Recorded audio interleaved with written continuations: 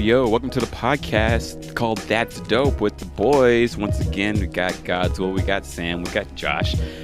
We are here to talk about issues that are going on in the world because we're feeling like that. So first, I want to say I got a washer and dryer, finally, but the dryer doesn't work. So I had to dry all my clothes inside my bathroom and around my room, and I'm a little annoyed, but we're almost there. We're getting to modernity, so I'm happy about that. Before I was saying I had to go to a laundromat down the street, and the dryers would always stop on me. Like, they would just start tumbling and then error. And I'm like, what's happening? And also, I don't even know if they washed correctly. Sometimes I was like, smelling them, I'm just like, I'm not sure if this is correct, but we'll see. Yeah, so anyways, I'm happy. I'm getting there. Yeah, fuck that, man. I'm so happy to have a washer dryer in the house. Like, that sucks. You got yourself a new location, Josh. That's tight. Yeah, well, I'm happy. Background. I'm hella happy. Yeah, I gotta set it up a little more. I don't know what I'm gonna do, but I definitely gotta get some on this wall, because this wall is in everything I do. Yeah. It's just bare. So I'm thinking, y'all can give me an opinion. Either I was talking about it earlier, either skateboard, or we're going with like a long art piece. I think the long art piece is probably the one that works, and the skateboard's probably going in the living room. Because the skateboard, I worry because you might knock it off. I don't know. I'm not doing a lot of this right here. Is it okay? Or do you have to walk faster? Okay, cool. For me, at least, I always worry about that. I'm like, anything that's 3D, I'm gonna hit it. Have you thrown a controller, Goswell? No, I never. I'm not one of those people either. Yeah, Have you I've never. thrown a controller, Josh? I do a lot of literally, I have a controller right here. I do a lot of the. That's fair. But I never throw it. It's like I don't want to buy a new one. Yeah, I don't want to buy a new one. I never understood that. I never understood that either. Like, that's a rich people thing, like bro. denting their walls. Like, I was like, what are breaking their TVs with that? It's one thing with the Wii straps. Like, that's accidental. But out of anger, I'm like, what's wrong with y'all? If you have a friend who has thrown a controller, if you have thrown a controller yourself, that is called privilege that you don't know you have. Right. Most people don't do that. Like, it's like you can have real anger problems and not throw it. I had just because it costs so much, bro. I used to have extreme anger problems as a kid. I still never threw a controller. Never. At least those old controllers were on wires, but still at the same time, I've never threw. Yeah. Oh yeah, I saw a lot of them beat up. Yeah, people will just throw it and I'd punch the ground. I'd sooner punch the ground than I would throw my controller. Yeah, because I didn't want to buy another one. $40, especially as a kid. I'm mowing yards for $10. It's like, right? I'm going to be playing with 0 controllers.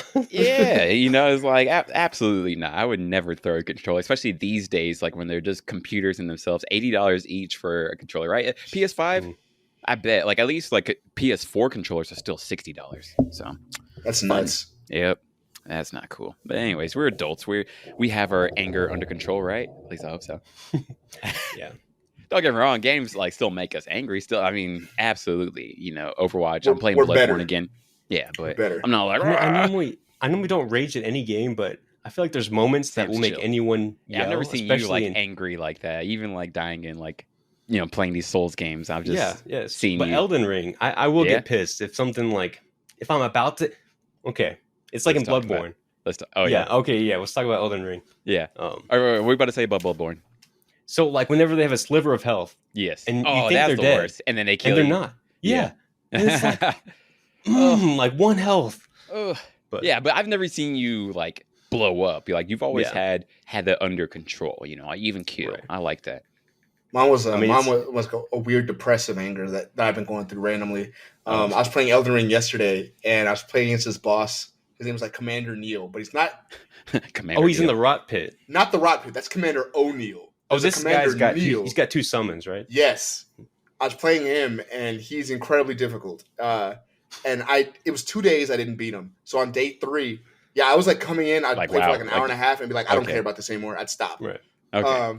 Day 3 came up. It was yesterday. I was playing against him, and I actually had this weird run where I was like, you know what? My patience is controlled because I just started the game up. Download the patterns because you gave your brain time to think. Yeah. I'm good. I go in there. I literally no hit him his 2 summons. So I beat his summons, never getting hit, both of them. So he's still swinging at me all crazy. I'm like, I got 11 pots. And this guy's just by himself. That's healing? Pots are healing? Yeah, healing pots. Gotcha. I'm like, and he heals you almost all the way. Nice. Yeah. You're mid-game, late game, yeah. I'm like, I'll take this guy. I get him to about 20% health, and I still have 8 pots left. This is like the run. This is the run. Then a thunderstorm was coming on in Dallas. The power went off. Power went off, and I've been struggling with him ever since. No, that's cursed. That is cursed. Yeah, for context, Goswell, his summons, one of them will just run at you, and he'll like have really quick attacks, and he'll stagger you. And the other one has like a shield, so he's annoying. But I mean, the one that you have to kill the summons before you can really get at him, right? Absolutely. And you can die really easily before you even get to him. That sucks. His summons kill you. Like one of the summons, one with the double swords, will kill you in 2 shots, but he'll swing at you 9 times. So it's 100% overkill, and you're like, bro.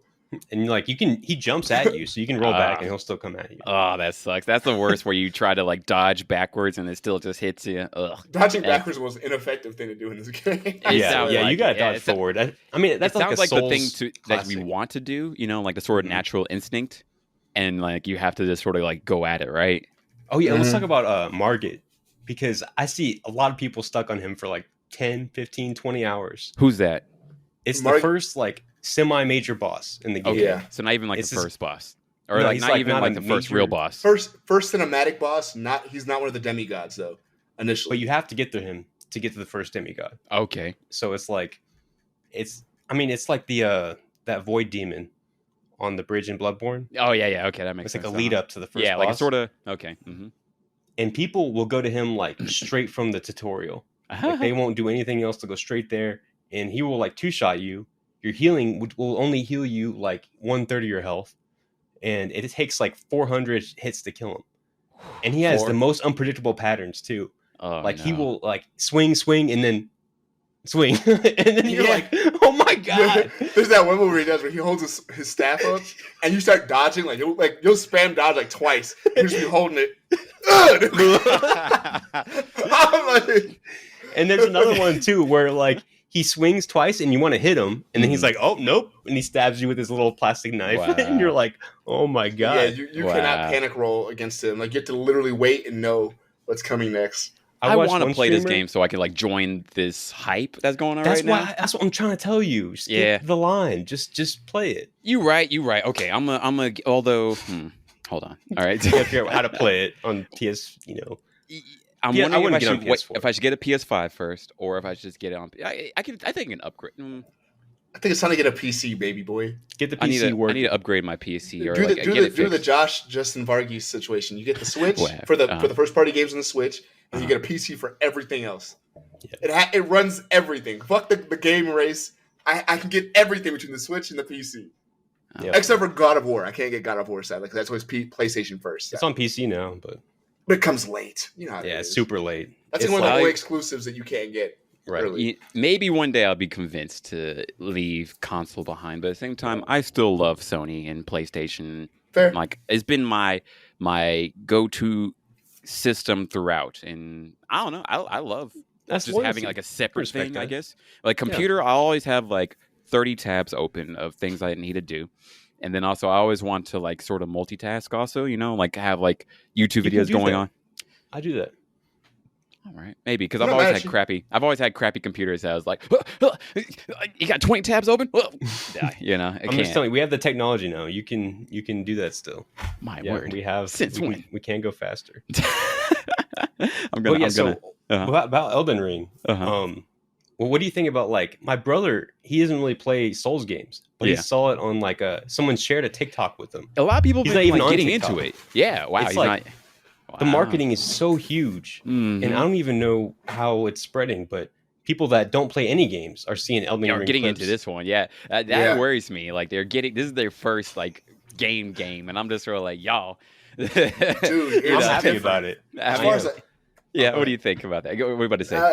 It was like, as far as a open world game, this is the most difficult open world game I've ever played in my life. Because when you play, especially if you're not a gamer, what happens is like, again, you can always just farm. You could absolutely just farm. There's even like exploits. Right? There's exploits that you could do that you could just like get crazy experience. And you don't even know about those. Really strong weapons early on. You literally YouTube. Like anyone who's bad at gaming, just use YouTube. And people YouTube is getting huge. I wholeheartedly agree. I'm wondering if people don't even know about it, though. You know what I mean? That means you don't know how to get good at things. That means you're not a winner. That's you know what? Like high bro, key, this actually, Rubik's Cube, if I want to figure it out, look it up on YouTube. That's it. Right. Everything is on YouTube. Right. But there is all kinds of gatekeeping and reverse gatekeeping and, gatekeeping. Like it goes down a deep rabbit hole of if you should look up stuff on YouTube and what, ruins your experience, what makes it better. There's people that are purists that say you shouldn't look up anything ever. Right. And you should only play melee. If you use magic, you're cheating. If you use summons, you're ruining the game for yourself. That is all That's optional. too much. I think that's all optional. It's all subjective. I'm cool. Here, personally, I use fist weapons because I enjoy fist weapons. That's who you are, yeah. I understand. Yes. I understand that this is not the optimal way to play this game, and I'm making things harder for myself than it should be. Because I've also made the restriction, like you said just a second ago, Sam. I don't use this thing called the mimic summon, which is literally a summon that you summon a second part of yourself. So it's pretty much clear that that's the best summon in the game. I don't use it because I don't feel like I'm playing a hard game. I'm like, I don't want to do that. Everyone's doing that. That's a restriction I put on myself. I can recognize that. I cannot blame other people for doing what's in the game. Yes. That's their choice. There's a few things too, because they nerfed that summon because it was too good. Even though there's no PvP application at all. They nerfed like a bunch of PvP stuff and that summon because they thought it was too strong for players. So they are trying to balance, the player experience. But I think for PvP, I did invasions like a ton. Like I have 60 hours in the game. I think 30 of them are invading people in like low level areas. That's crazy. Because I'll have do you destroy people or do you help people? No, I destroy them. There's no way I'm going to co-op. Because co-op is another thing where it's like optional. It's like if you're struggling, you can summon someone that's really strong. They know the map and they can help you kill the boss. But the only downside is someone can come and try to kill you and your friend. And you can even optionally bring in a third person. So it's a 1v3. Wow. So it's really controversial that they decided to do that for, at least in the whole Soulsborne community. They're like, you can't just make it 1v2. But I think it's fine. Yeah. That's good. I like your opinion. You've always been the Souls guy for me. And I actually, I always wonder myself, like, what's fair? Like as a gamer, but also for me as a completionist type of guy, it's like, all right, what level is like the level of like, I earned this shit, right? But at the same time, I hate it when people are like, no one can do this, right? You can't play this game unless you do it exactly this way or it doesn't count. I think like I feel like a Souls guy like you are, Sam. Maybe you have like those restrictions on yourself, right? Do you even have restrictions like that? Only with a claymore, no summons, no magic. Wow. I mean, yeah, pretty. Oh, you do no summons at all? No. Oh, wow. Bosses, like, because I mean, you can learn the boss and you can just like dodge everything, and so it's just a matter of like, that part's fun for me. That's kind of where I'm thinking. I'm like, I don't want to. I feel like every game before this didn't have summons. No, so I was like, in my head, I'm like, I don't want to use summons, and because Bloodborne has summons. Like at least you can like before you go to like the boss, you can always summon like a NPC to help you, and although it makes the boss harder, I think like a little bit hard to kill. But the co-op does that in this game too. Okay, then I feel like that should be fair, right? That should be fair. In this game, the summons are like I don't know. They're okay. They're good. Some of them are crazy. Like the knights. It's really fun if you're like exploring and there's like a thing that tells you, you can summon something. So it's kind of an indicator that it's going to be tough. And then they can help you. And it's a huge part of the game if you're not doing it to skip. So whenever I replay it, I'm probably going to use summons and magic and stuff. But I feel like, every area is scary. Because I only have a claymore. I'm just walking around with this one thing and I can just slap people with like 2 attacks. So it's not the best way to play, but it's my favorite. Just because I feel like, I'm in such a bigger world. Feels like cool. on a harder difficulty, yeah. It's like everything's scarier. Yeah. Whatever you do, it always feels fun. It bums me out, like with new people like trying to get into this game, and then there's not like a more helpful community, I guess. At least Souls before, I've always like felt like the community was always like really kind and like down to like help you. I guess like definitely like fuck with you, but at the same time down to like help you too. Like I've never felt off, but I feel like now these days there's this elitism with it that's sort of like turning people off, or maybe they're not finding like the right people to play with or something like that. I'm not sure, or maybe they're not doing the research ahead of time and like, all right, there's a really hard game, don't get this. I mean, I joined the Elden Ring Discord and people are super helpful. Yeah, but how many of these new people are getting onto Discord like that? Oh yeah, that's true. Yeah. Well, I mean, even like on YouTube, there's a lot of helpful YouTube videos. That's a lot true. of Twitter threads. I mean, look people it are up. sharing. If people like even like search up how do you fight this boss, there's gonna be something there, right? Bro, Exactly. you can learn how to play volleyball on YouTube. You can learn how to do anything on YouTube. And like, people are so quick. It's just too easy, especially nowadays. We were talking about this before, but back in the day, God, so you know, and so does Sam. Playing Smash Bros in the past when we were kids, being good at Smash Bros means that you knew how to wave dash and you are immediately like a top 5 player, top 5%. Yeah. But this is the future. Every kid can just go on YouTube and learn how to wave dash, practice like for a day, and you got it. Yeah. That's the future. In order to keep up, just YouTube is the fastest learning tool on the planet. Just use it. Yeah. I'm not saying to cheat. Just learn how to play the game. Oh wait, that's a thing I can do. I can assign items to this key over here. Learning because it doesn't tell you anything in the game. Yeah, the game doesn't tell you a goddamn thing, bro. Right. There's so much stuff that I don't really know about. I think a lot of people are expecting a lot more hand holding these days, especially like when it comes to just games in general, I guess, right? But I mean, the real world doesn't have that hand holding. Like, yeah, I feel true, right? And I think that because it comes back to the point of like what I was thinking about. Like I was getting mad.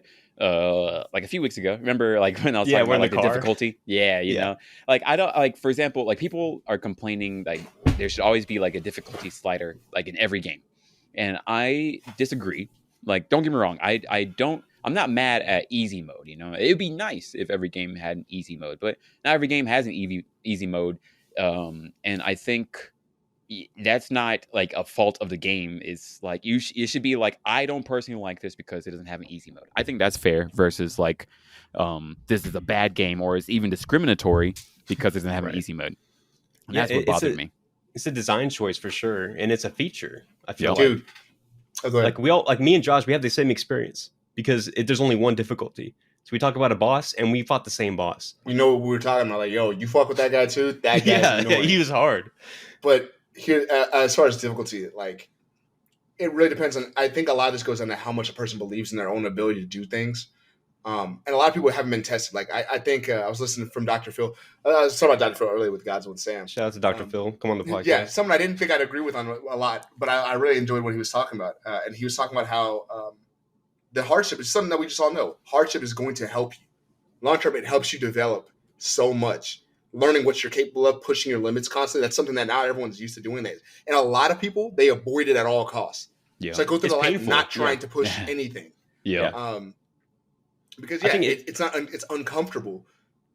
But like you're learning a new thing, and like your brain feels pain. Yeah. Like there's physical pain, and there's this relief valve. Like, I want to make it easier, or I want to do something else. Yeah. Like if you're learning new software, if you're trying to do, you're trying to fix your car, and you don't know how it works, and it's broken, and it's just infuriating. Frustration. Yeah, and you want to slam the easy button, you want to lower the difficulty, but there is none because it's real life. Right. And so I feel like it's a good muscle to stretch. I think so too. Like, and it's like, if this is not the game for you, then that's fair. I think this is a game that people should play.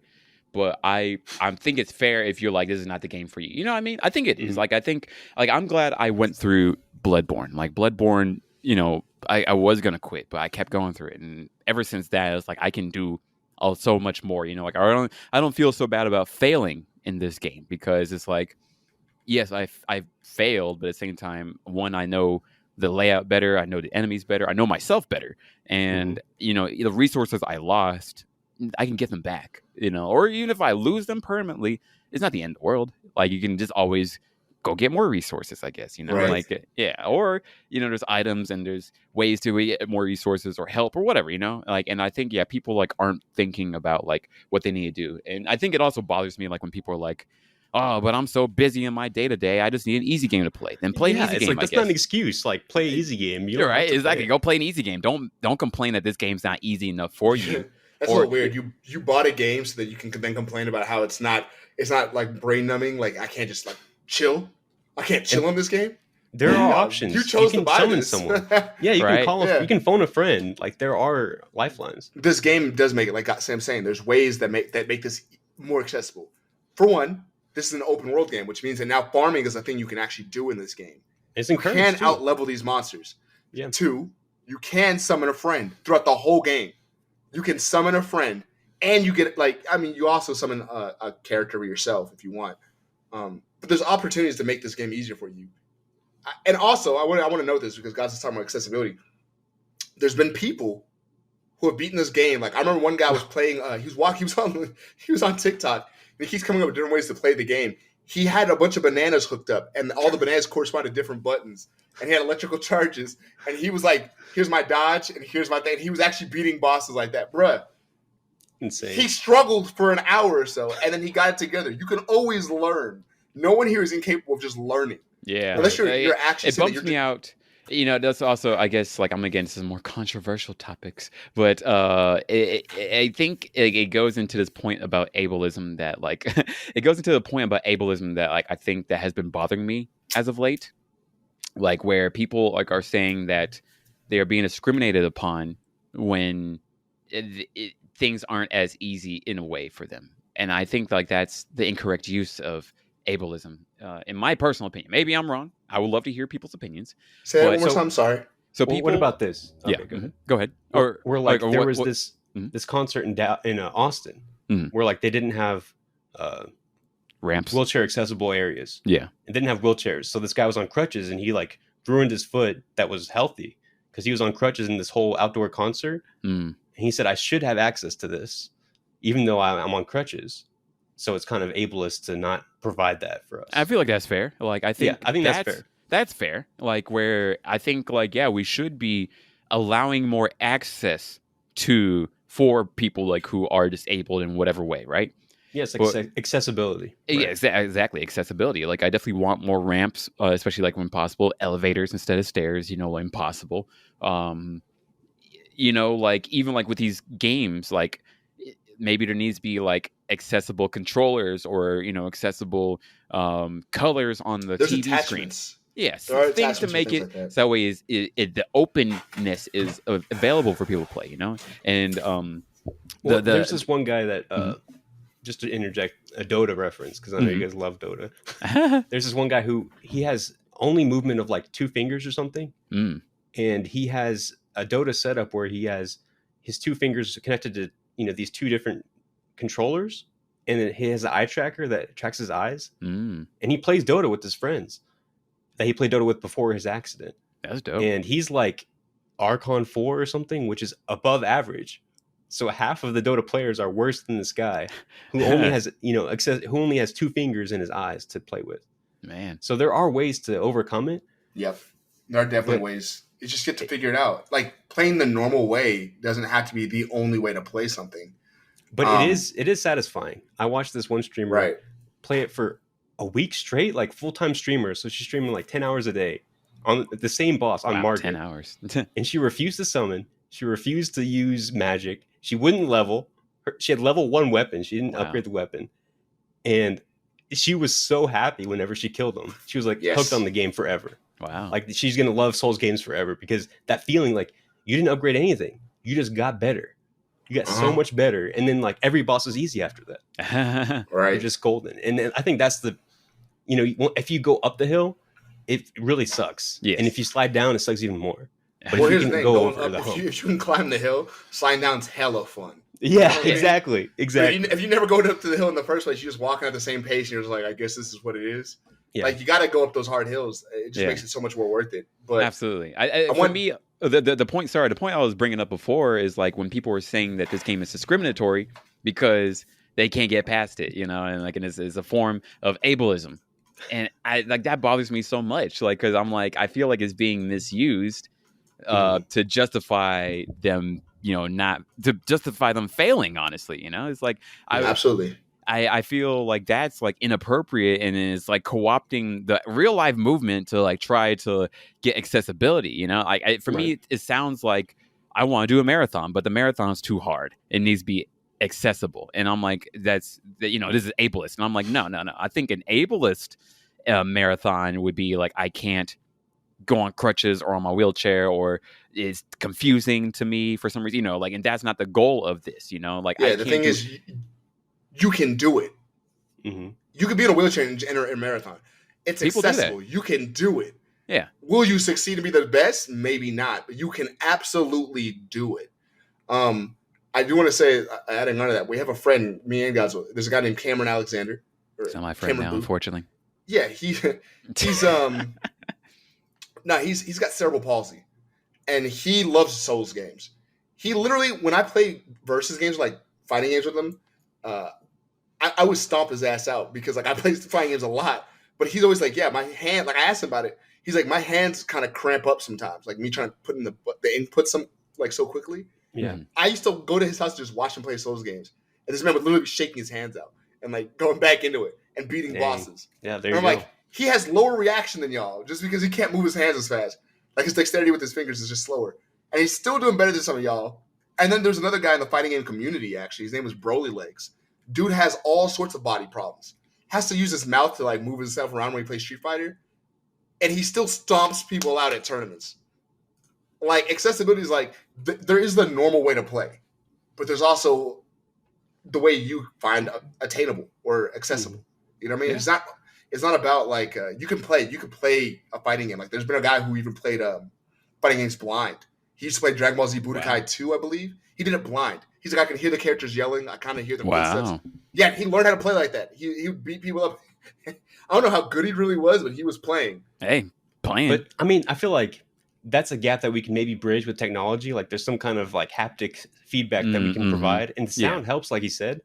Like I think like shrinking that gap is helping people out. That's the true ableism, I think. Exactly. That we're, if you say that, oh, don't help them, Yeah, like we're like I think like that's why it bums me out that like people are saying, oh, because I have like an attention span type of deal or dyslexia or something like that, and that's why I can't play Elden Ring.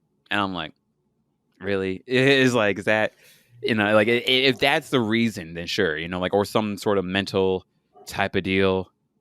Then I can't play this video game. And it's like for me, I was like, I would love if people were just like, no, this game is not for me. I think that's totally fair to be like, this game's not for me. I don't like it. And I think that's totally fair too. You can say, I don't like this game because it's, it's too hard for me. No one told you had to play this game. But and that's the beauty about like modern media is you can watch people play it and you can have just as much fun watching. I said that too. I was like, you can watch streamers. You can watch us on YouTube. You can get help. You can do so many things to enjoy and participate in the community. And to sort of cast like an aspersion on the game because you can't do it, I think that's bad, but then, people are going to be like, oh, you're discriminating against people. And it opens up a can of worms of like craziness, like where we could really just push the limits on this, being like skateboarding, X Games, ableist, like, because not everyone can do it. Like the things is that's reality. We can't do everything. Yeah, I'm not saying this to be like some hard ass. But that's the truth, though, unfortunately. The truth of the matter is, this is how reality works. Not everything is accessible. Not everyone can do everything. Everyone. Exactly. Right. Not everything is meant for everybody. I think there is a beauty in some games just being functionally hard. It's one thing if it's just like even like games like QWOP, like the one you put control to legs, right? Yeah. Like those are like hard to control, but at the same time, they're not impossible to get through. Like in fact, many people have gotten through it, and it just takes a lot of dedication to learn like how this game goes. Like instead of saying you can absolutely say this game sucks, it's not for me. I don't want to learn like what it takes to get better, but at the same time, don't be like the game sucks unless the game isn't good in a way. But I don't know. That's a whole different thing. But I think for me, it just bothered me like how people are wanting to blame everything but themselves in a way, right? Yeah, I actually heard that opinion, guys. I heard there's a reviewer, a game reviewer, who was hella mad. I was watching YouTube video on him, and he was saying it was poor game design. He's like, this game punishes you so hard for making one mistake. It's like I shouldn't be making one mistake and being killed for it. That's poor game design. I'm like, and I hated that he said that because it's not poor game design if the game was designed to do that. Yeah. Poor game design is if the controls don't work correctly. Exactly. Poor game design is when like you're clipping. But they didn't anticipate things to be as difficult as a war or as it was. That's poor game design. But everything that was that, even the market battle initially, they just patched it within the same day. Like it was the very next day the market they were like, oh, my bad, guys. That was a little bit still hard though. Yeah, you could beat him. I beat him at 25 or something, or 30, I think. And the thing is, like, he'll tell you, put these foolish ambitions to rest when he kills you. And so if you're new and you're like going straight to him, you're like level 15 or something, he's going to keep telling you to put your foolish ambitions to rest. And then you're going to get mad. There's a whole world in this game, guys. You could just go anywhere else and get better. That's what I did. I tried for like 2 hours and was like, I hate this guy.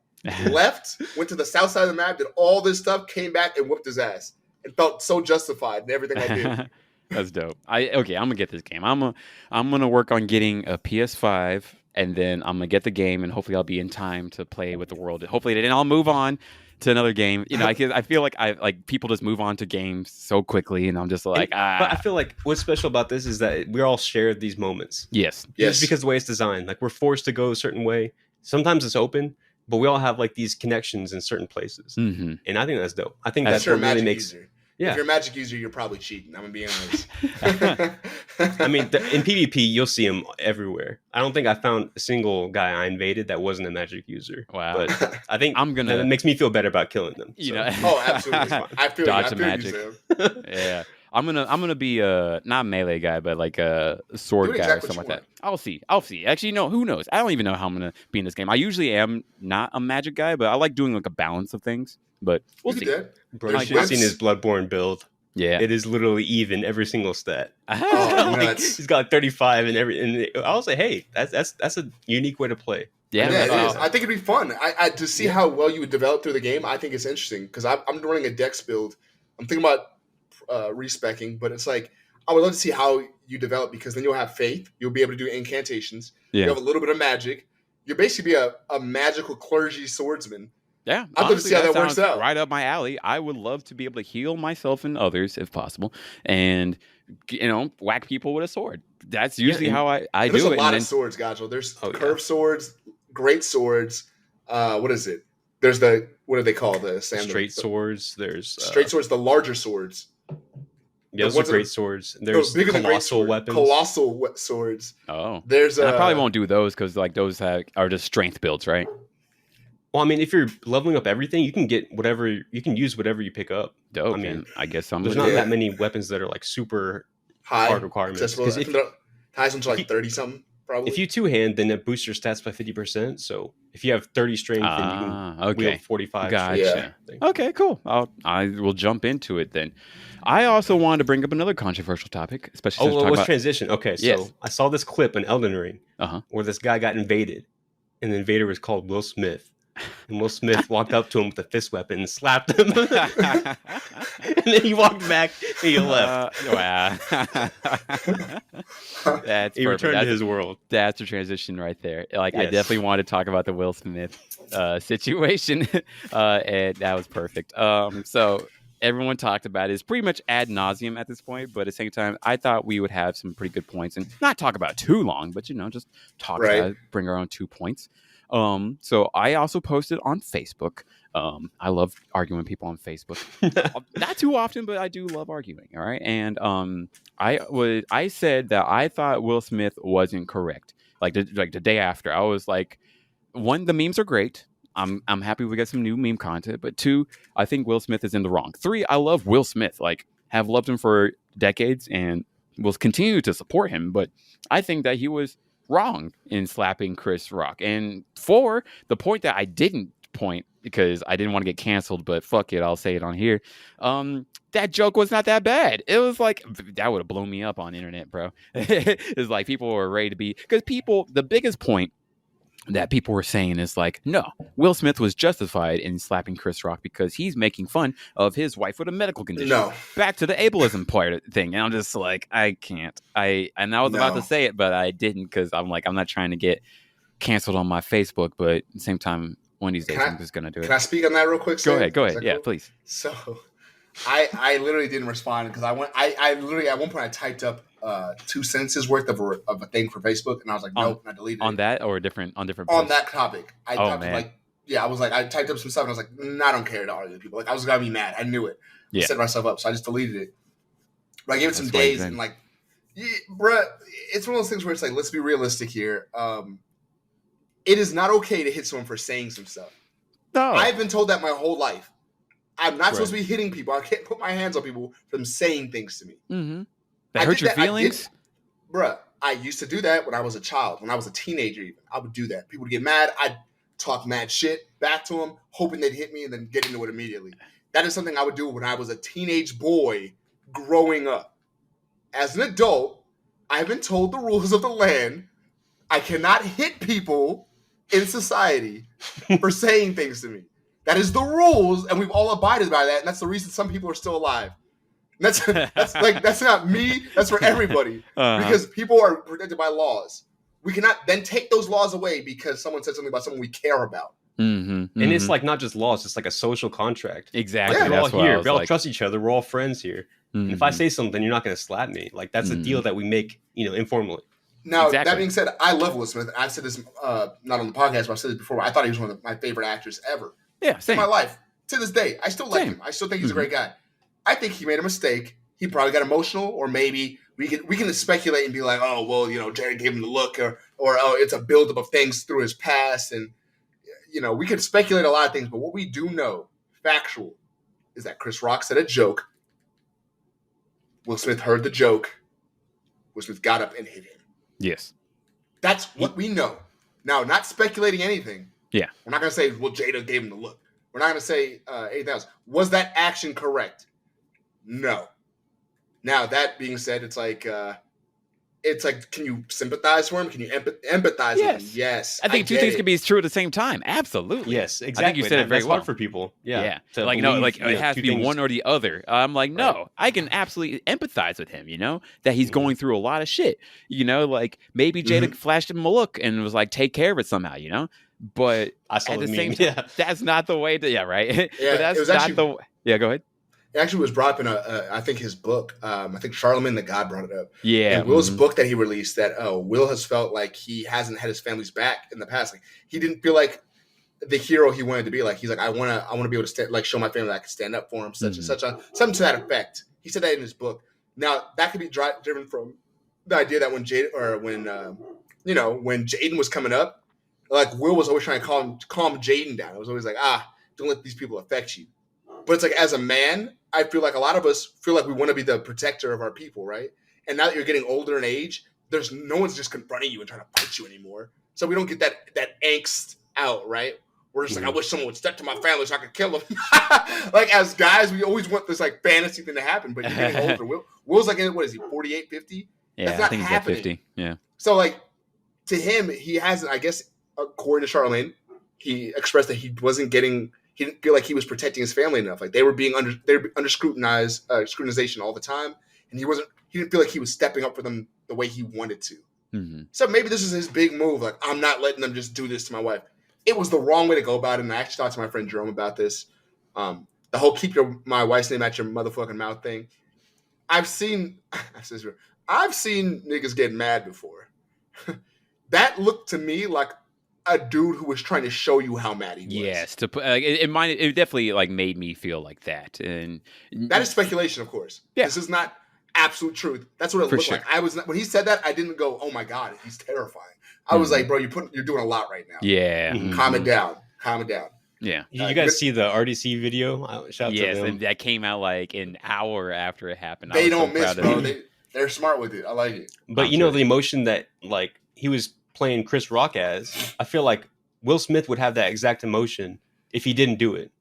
Yeah. You know what I mean? Like, where he would be like, I could have gone up there and I could have slapped him. You know what I mean? Although he would have been like thinking that as the fantasy in his head. Yes, but he just decided to do it because whatever reason. Mm-hmm. But I feel like there's that drive that people have like, I could have just done this. Yeah. And he actually did it. Yeah.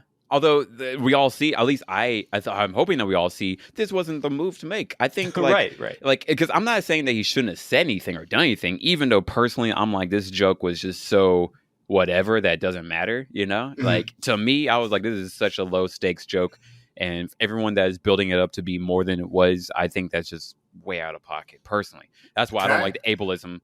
I don't like the ableism point. But what I'm thinking is, like, I think Will Smith could have done this in such a better way, like where it's like, wait 10 minutes and get your best actor award, and then you can say some shit about him. Of course, maybe you didn't know that he's going to win, but the obvious thing to me is like, just wait until after the show, and you can make a live stream and be like, man, fuck Chris Rock, he said this, or you just call him up and be like, hey bro, I don't appreciate this right now. That's the best thing to have done. Like, if you just talked one-on-one with him, the idea that he could walk up there and put his arm on him and be like, you shouldn't have said that, and then like walk back. Like, he's still making a scene. He's still proving a point. Exactly. It wasn't violence, though. Again, as a man, that's what you want to do. You would be like, look how I'm outputting this guy right now. Yeah, for my family. imposing. Yeah. Yeah, you want that so bad, and it's not the way the world works right now. We don't do that to each other. You're not supposed to hit a dude. I can't get beyond that. Can I slide to like a little point real quick? Go ahead. There was a time, and Godzilla knows about it, and I don't know if Sam knows about it, but there's a time I was coming back from this hookah lounge, like maybe I guess 5 months ago now. I don't know. I'm not very comfortable with the time. I'm terrible with time. But I was coming back from hookah lounge, and I was wearing like some real baggy stuff, so I guess I didn't look very intimidating that day. A lot of floral stuff. I'll be honest. But times have changed, it's good. You get more aggro if you're, no, it's just I think people try you more when they don't know that you're physically in shape. So I just look like some guy. And I probably looked a little, like so I'm going through this alley, I'm getting out of my car, I'm going through this alley, leaving the parking lot. And this dude, it's a Friday night, I believe. There's a lot of bars in the area I was living before. So people are drunk.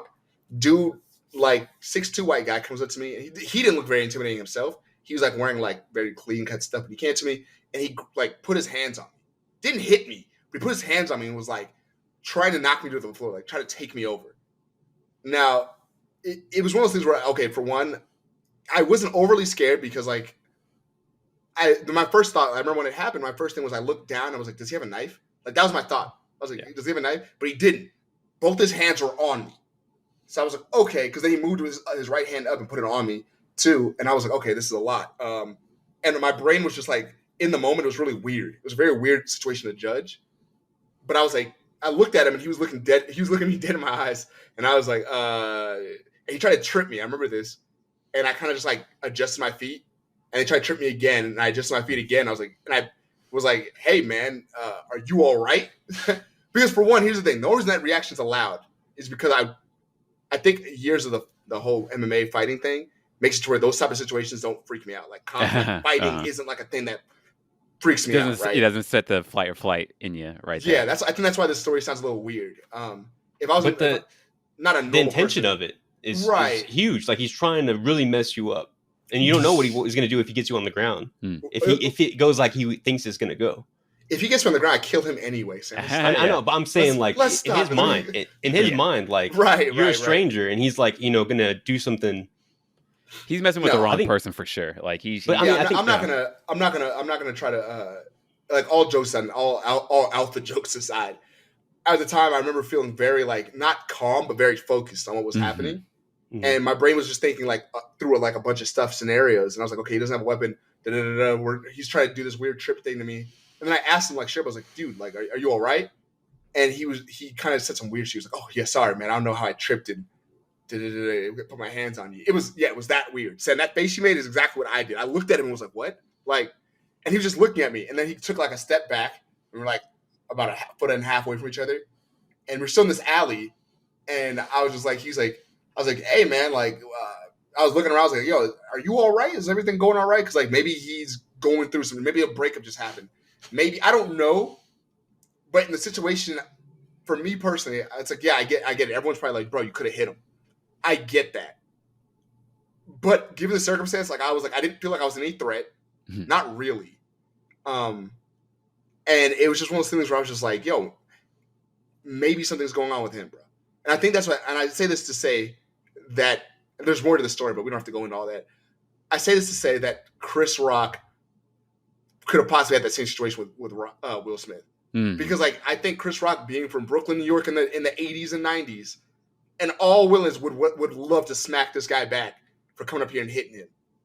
But I think knowing that you're on stage, hey, there's probably something that's going wrong with this guy. Like this is not Will Smith. I think everyone there knew that Will Smith is all that Will Smith does is post shit about how positive he is. And then he came up and smacked a guy and then tried to act tough. And Chris didn't seem threatened. Chris was like, all right, bro, we get it. Like, you know what I mean? Like, relax. Yeah. I believe Chris in those situations was going through the same thing of like, what the hell? What are you doing? Very much. Like he was very professional, because he could have escalated the whole situation, but he was just sort of like, just trying to chill it down, just trying to understand the situation. Two black dudes fighting on stage. Is that what we want?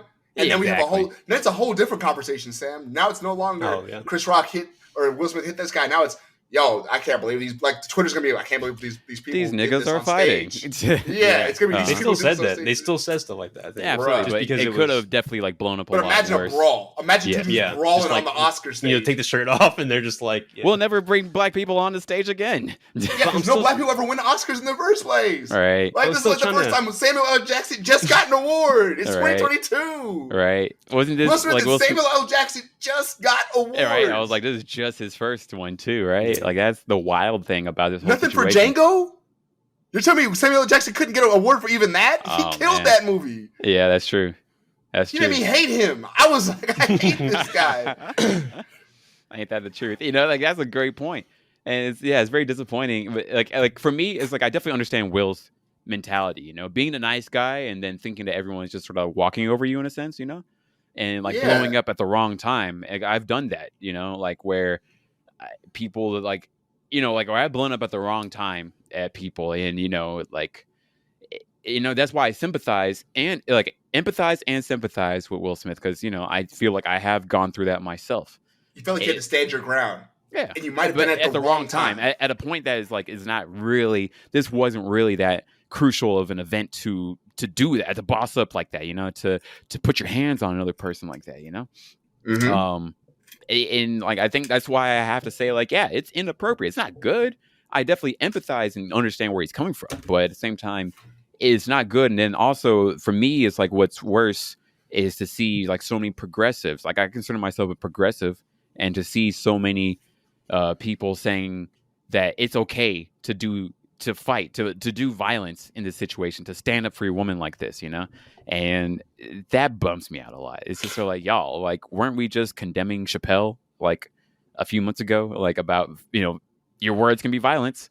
And then now actual violence, violence. And you guys aren't condemning it just because we love Will Smith. And then also because it's supposed to be in defense of a woman, but that's not even something that was even asked for, at least, you know, at least as far as we know, it wasn't something that was like, Will, go do something. Go get him right now. You know? I mean, I think it's ultimately like an optics thing, like saving face type of thing. Like if he were to go to Chris Rock after the show and slap him the same exact way, like it would be way different. Yeah. It wasn't in front of the world. It wasn't like in front of his girl immediately after. Like I think that was really what made premeditated him. Or like, you know, simmering.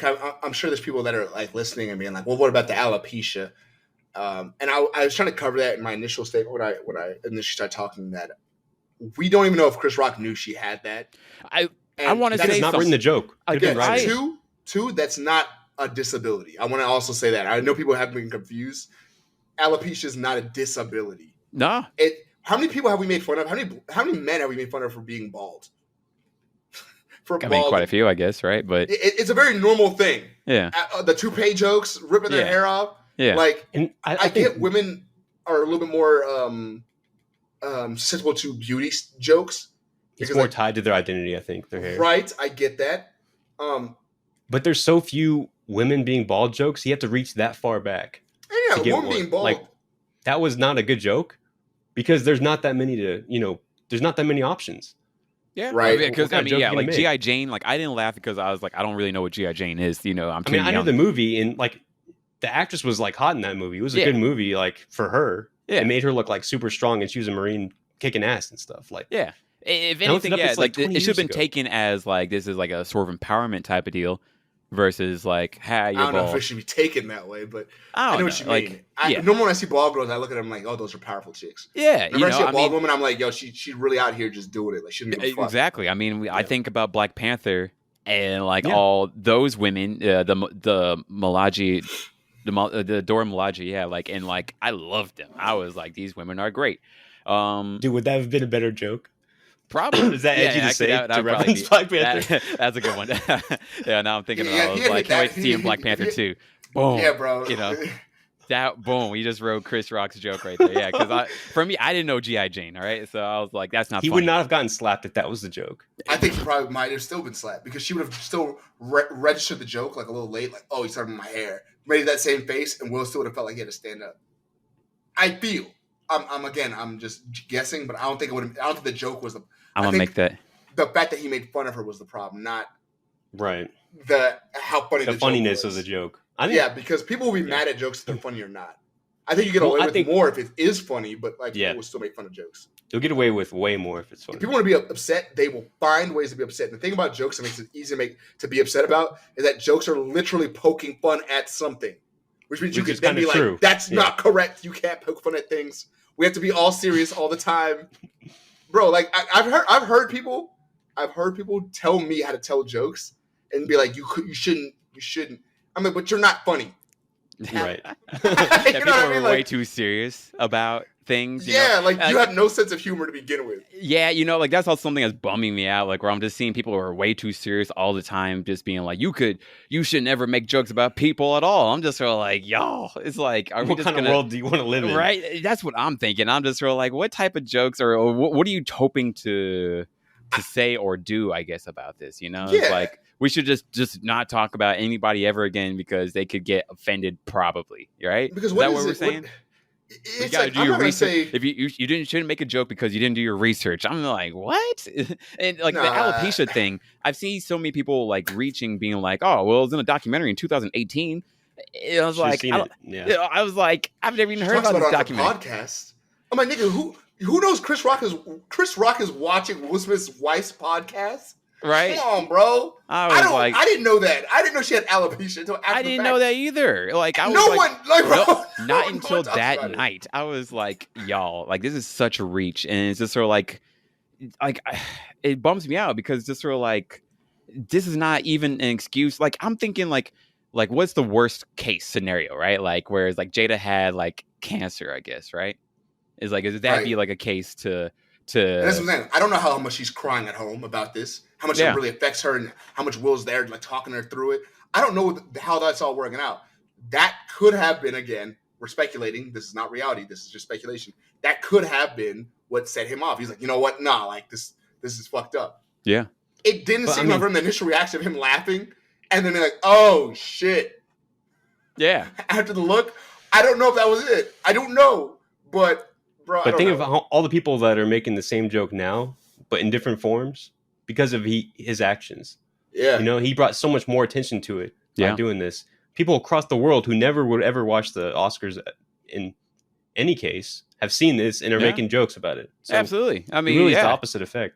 It really did, like where, like, yeah, definitely, like, if we didn't want to talk about her alopecia, this was definitely not the way to go about it at all, I was like, that's the bummer thing about it, all of it, like, it's just, it backfired so horribly, and, yeah, for me, I think it's a bummer to see people, like, who are against violence in other forms. Sorry. I wish we had a live stream so we could talk to people about like their actual opinions in this right now. I really want to hear people responding like to these ideas. Are we missing something here? Like I don't remember the last time we were like, it's okay to hit people. I've never in my life. I've been here for 30 years. I know it's not a crazy amount of time, but not once it's been like, Josh, you're good to hit that guy in the face. Yeah. Don't worry. The law, fuck it. Tonight you're free. Like that doesn't happen. That's not reality. Like you have to temper yourself. You're supposed to control those things. Yeah. I don't know. Or talk to Jake Paul and sign up a fucking match. You know what I mean? Like, that would have been cool shit. You would have both made money. Yeah, bro, it would have been cool. But it is what it is. But yeah, no, we didn't go that route, like where, like for me, it's like we didn't even go like steps 1 through 4 about like talking about it, even yelling from the seat, be like, bro, don't say that about my wife, whatever. We didn't say anything like that. And he walked up, and there's like this walk up period. Yeah, deliberate walk. Yeah, just like. And he was It was like a 5-second walk. Like whereas like that's a lot of time. He felt awkward. It felt like I think it's like I got up. I'm on camera. Fuck it. I'm just gonna continue what I'm doing. Yeah, there's really good memes. I saw that JoJo one like immediately. Someone pumped that out like within seconds. I don't know how they did it, but yeah, actually, I made a joke about that too on the company account. It worked out. At least I didn't get in trouble. So hey, yeah.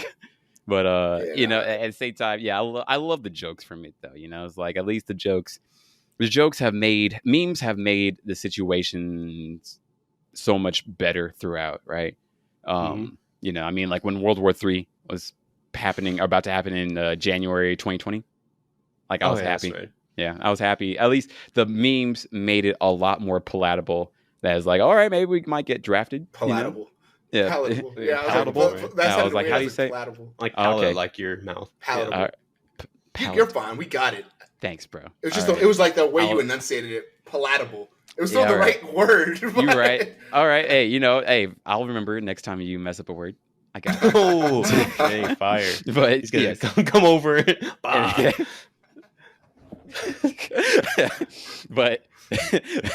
but yeah, it made it a lot more easy to swallow, like And the I think- like that action was like the biggest viral action you could take. You know what I mean? Because it's like controversial, like people will disagree on it. It's funny. It was kind of violent, and it was in front of everyone. And it's celebrities. Like it's every ingredient of something that's going to spread everywhere. No. So I think like it's almost like Twitter's fault for creating this. Like the algorithms led humanity to make this the epitome of this moment. You know what I mean? Absolutely. And then also, And speaking of- I have to say, Jada didn't do herself any favors, by like putting herself in a situation of like going against like one of the most beloved people in America. You know what I mean? Like with everything that she has done, like in the relationship before this, like where, like where All she that. hasn't like defended Will really, like her, like she's just put him on blast and then just been like, it is what it is. At least far as I've seen, nothing public about like. This is, I shouldn't have said this about my husband. This wasn't, a cool thing. I'm sure, right? I wonder if their marital problems are as deep as we all think they are. And again, because a lot of this we have to speculate because we don't know their actual lives. True. So I really do wonder, like from my perspective right now, what it looks like from what I saw was I imagine for one that they are having problems like expressing themselves with each other right now, or maybe she doesn't seem fulfilled in the relationship. And, they're sitting together because of the kids or whatever it might be. I don't really know. But, I mean, the kids are older now. They're grown, right? Yeah. Wait, they're still married, right? Yeah. I believe so. But, like, it seems like they're just, like, really struggling. That's what it seemed like, especially with the way Jada was talking about him in the past. It seems like they're struggling, and he feels maybe demasculated. So he feels like he needs...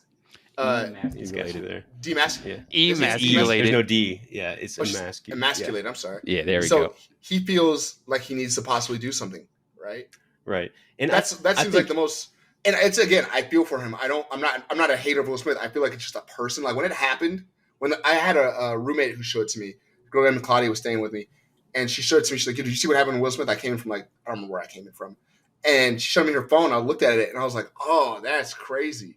And then I went and started gaming immediately. Right. I didn't talk about it because it's one of those things where it's like that just seems like a person, like a normal person, who overreacted to something. And that was it. And I was surprised it took on like for a week and a half. People talking about that. I'm like, it's not that big a deal. It's not that. But it has all those factors, and I think especially with like the way that celebrities are in our culture, it's like royal families. It's like we don't have a queen, we don't have a king, but we have these celebrities that we can use their marriages to model our marriages, or vice versa. Like, I mean, it's. I get what you mean. Idol worship is definitely a thing in almost every culture. Someone has to be the idol, right? Situation, like, I think you see these people on screen a lot. Like with Kanye and Kim, like you see them on screen a lot. You hear Kanye a lot. Yeah. And whenever they break up, it's like, it's a big deal. It's like people's neighbors breaking up. Like they feel like they're associated with them somehow. So, I mean, their marital problems, maybe it's like none of our business, but still, we still know about it. It just didn't seem like that big a deal. Like he didn't punch him. He kind of open hand hit him. And Chris was like, bro, relax. To me, and Will was just upset. I think the worst thing about it personally is that like it's breaking the social contract of like you're not supposed to be hitting people for what they say, especially comedians. Right. You're not supposed to be hitting comedians for what they say just because you don't like it, and it's because it's America's favorite guy right now. Honestly, still one of the favorite guys, breaking this social construct or social norm, I think is making like it sort of makes the whole situation worse. I think you're right. You know what? I had to recede what I said earlier slightly. Rescind. I think rescind? Yeah, rescind. Rescind. What I said earlier. Yeah. Because I feel like I might be okay. I might have not taken it that seriously because of all the MMA training, all the fighting and all the fights I'm constantly watching. Maybe that's why I didn't think. I was like, this doesn't seem like a big deal. I was like, he didn't really hit him. It's not, honestly, like, it's like if America was as mature or filled with mature people, then absolutely, Josh, you were absolutely right. There's so much more shit in the world we should be talking about. But like that dude in the alley, like to me, that seems like you're being attacked. Like someone, yeah, you're talking about an enemy instantly. Talking like about the guy story who from raped hookah bar. the woman in Yeah. the No, alley. I'm talking about Josh's story. Oh, God. In that situation, where this guy's trying to like leg sweep you, and like that's a really hostile action. Yeah. And I think that's a big deal. Like, but it's only not a big deal because you can handle it. You know what I mean? Right. It's like The someone's declaring war on you. Sensibilities are different in my head. Like what is like dangerous, and I know that sounds ridiculous. And I'd like to preface that with like, there's been other situations that we've been, or that I guess you guys have been with. You guys know about. We had a guy who came to my house back when I was living in Terrell and like put his hands on me like in my house. Yeah. And our whole friend group understood what happened there. And I didn't fight that guy either. But he was in my house. I had all the rights to do it. But like again, I didn't feel threatened as much as I was trying to explain myself to him. I was like, hey man, like relax. Hey, like this is not to be all this. He kept trying to like fight me on some crazy shit. And that's really how you would. That's the dream scenario, like to be able to not be afraid because you can deal with it. I feel like most people. Here's the thing. I feel like most people jump at the opportunity to hit somebody because they want to get that frustration. I don't think I have that frustration because I was training for MMA all the time back then. Yeah. So it's like fighting people is so normal. It's such a normal part of life. Like, oh, we swing at each other and we're friends afterwards. And it's like, but I'm not. It's whatever. But like I feel like for a normal person, this is like a high stakes situation. Like, oh my god. But you're being attacked. Like, imagine you're driving your car and someone swerves, like trying to hit you. Now imagine, and like you can dodge it, but like that's you're being attacked. Yeah. Imagine like a crazy situation with a car wreck, but you're a professional driver. Like you're a professional like NASCAR driver. Yeah, it's not near like when you get bumped, you're not freaking out like and over adjusting and everything. You're just kind of like, or like you're a stunt driver and you're used to it. Yeah, but still, it's someone on the street purposely driving this. I get it. Weapon. And like you said, you actually said it perfectly. There was a situation when I went upstairs after the whole situation happened. Like there was a little bit more that happened after that. But when I went upstairs, I immediately I got on Discord and I told my friend, Even and a friend of mine named Justine, and I told Helen.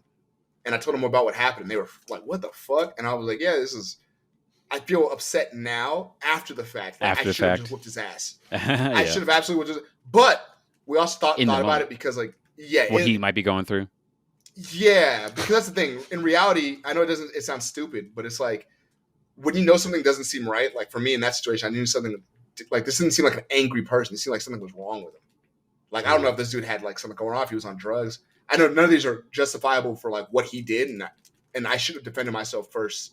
In hindsight, well, I'm not saying you should have. I'm not saying you did the wrong thing, but I'm saying it's an impressive thing that you can. And he can think about it. Maybe he doesn't think, but maybe he thought he was going to whoop my ass. Possibly. That's what bothered me more. In my head, I was like, oh, he probably thought he got away with it.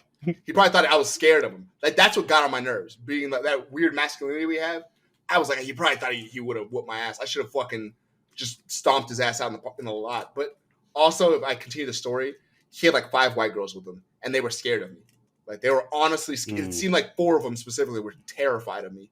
Mm-hmm. And because one of them, like after me and him sat in that little pocket and talked for a second, like I was like, yo, what is going on? Like, you all right? And he was like, yeah, I'm fine, dude. Like, one of the girls, like his name was Dean. One of the girls was like yelling his name, and she came around the corner and saw us in the alley. So imagine in the reality where I beat that guy's ass in that 10 seconds in between her showing up. Would have made everything worse for you. I'm fucked. I am absolutely. This dude looks clean cut white dude, and I beat this dude up. Oh my god. Yeah, bro. She takes off running, tells her friends. All of a sudden, I'm like running to my apartment trying to get away from the situation. They're telling me what I look like. I could get caught on a camera in the little area. Bro, like it could have been bad. So honestly, this is the good ending. Yeah, this is the good universe where I didn't put my hands on anybody, and patience came through for me. But that's impressive. Yeah, I think that's the best. It's great on you. Like it's a level. It's a level that I don't think like a lot of people are on. One, not physically on. Like they're not able to at least feel physically. So I get it. Exactly. Feel physically like secure in themselves, right? Like to be like, okay, I'm not gonna freak out, or like, most people don't even think about like what's the worst situation that could happen, and then they're able to work on that. And just being calm under pressure, like being threatened and being able to think quickly. Yep. I mean, that's all. Yep. That's impressive. And then two, it was like I wouldn't blame someone. Like, I wouldn't have blamed you if you have went off on that guy. But it's really good that you were able to keep your emotions under control. But unfortunately, I don't think a lot of people are able to do that. Like to just have emotions under control. Like they want people, like as you said way earlier, people want an excuse to wild them out, right? Yeah, they do that on Facebook. That's like their way of doing it. Like the justification of being like, you're a fucking idiot. Yep. Like they want you to say one thing wrong so they could like then be angry. And then honestly, I found myself on Facebook doing that a lot too. And Gazzo's seen it, and I'm sure Gazzo does it too. And Sam has to probably. I mean, Sam doesn't fucking deal with this on Facebook. Sam's above all of us. But it's like people will say things and like I'll have a rebuttal, like, "Hey, like I think whatever," and they will immediately be angry. And I'm like, "Hey, I have to immediately de-escalate the situation. Be like, guys, like, yo, can we get rid of the lulls at the end of the sentence? Can we stop being rude for no reason? I just had an opinion." And they're like, "Oh, I'm sorry, man. I just thought, the way people come on here all the time." I'm like, I mean, it feels good to respond like they did. Yeah, you want to so badly get like in someone's face and like completely smash them. And I think it might be symptoms of a repressed society to an extent, but I don't know. I feel like we should probably just learn to control that, get rid of those urges altogether. We have because, like, let's be real, our society is very like, as compared to the rest of the animal kingdom. And again, like I've said this before, we're pretty much animals that can think on a higher level. We're not above our initial feelings of wanting to be like, yo, fuck that guy all the time. But we live in a society where we're not allowed to do that. So it might just be repression, and we're trying to get it out however we can. So when situations like this come up where Will Smith hit somebody, you see all the leftists and all the people who don't have control of their emotions, and the right people too. Well, someone said something about my wife, I would have. I'm like, nigga, I talk shit to you at parties all day. You've never even once. You're right. Like I saw people like comment on my things, like I would have slid up on him too. Oh, I'm like, you're a hairdresser. I saw a guy. You're a hairdresser. You're 5'6" hairdresser. You're not doing nothing. It's bro. like chill out, right? Yeah, Let me ask you this. Overestimate their own ability. I'm sorry. I'm being rude to that guy. But no, you're good. So, like as a fighter, I feel like a big point that people say that you're saying is that we have these stressors that give us cortisol, that give us these stress hormones. There's no relief. Like you're stressed at work and we go home, we're still stressed. So whenever you fight, like, do you have relief? Do you think Will Smith had some hormone that says, "Oh, you did something"? You know what I mean? Do you think there's some anger in a way? Biological? I think he probably got a little bit of it out. Like when you feel justified, when you can get away with talking, like it's like most of us have had siblings. If you can't relate to fighting, I think most of us have had siblings, and maybe your sibling did something, and your parents get home and they completely adjudicate the situation, and they're like, "Your sibling's wrong. Go to your room," and you feel fantastic. You're like, fuck yeah, I gotta win. You know what I mean? Like even if you resolve it violently, like if you think about like to him, that means boxing he got the upper fights, hand. like Jake Paul or whatever, like do they feel better after they're shit talking, beforehand and have a fight? And I feel like they're always friends after. Like that's such a normal, like, natural I think those thing. guys, like they're making money. Like they're like, I talk to shit so I can get the money. And then but he's right though. It does generally happen in fights. Like after the fight's over, normally if the guys are both expended, like they're both like exhausted and it was a good fight, they both feel like, fuck it. They feel like it's a good battle. It is. Like you bond with someone like that, I feel like a little bit. When you're both going through the pain of just like looking at each other and just fucking hitting each other. It's different when one of them gets knocked out early. Because then the other guy didn't get what he wanted out. And the other guy's just like, yeah, fuck you still. Because he didn't go through anything. Yeah, you're like, get up, I'm not done type of thing. Yeah, you're still talking shit, and the guy, you have to wake up to memes. Oh no. Wake up to memes, all twisted up and shit. Fighting is a dangerous sport, bro, for your ego. It is. But I think it's good in that sense. I think fighting is good for your ego, especially when you lose. I think it's important because you learn to just be like, sometimes you're the hammer, sometimes you're the nail. Don't let these things. I remember one of the craziest things or the best things I heard was don't let the highs get too high and don't let the lows get too low. Just be. You know what I mean? And you'll live life a lot happier. And I believe I believe that there was it a philosophy or was there a psych thing behind it? I can't remember. Where, yeah, it was a psych thing for depression. Maybe it was for depression. I don't remember. But essentially, temper yourself because that's what it was. People who live on highs, who constantly try to ride highs, when things do go bad, they don't know how to take it because they never tempered their actual.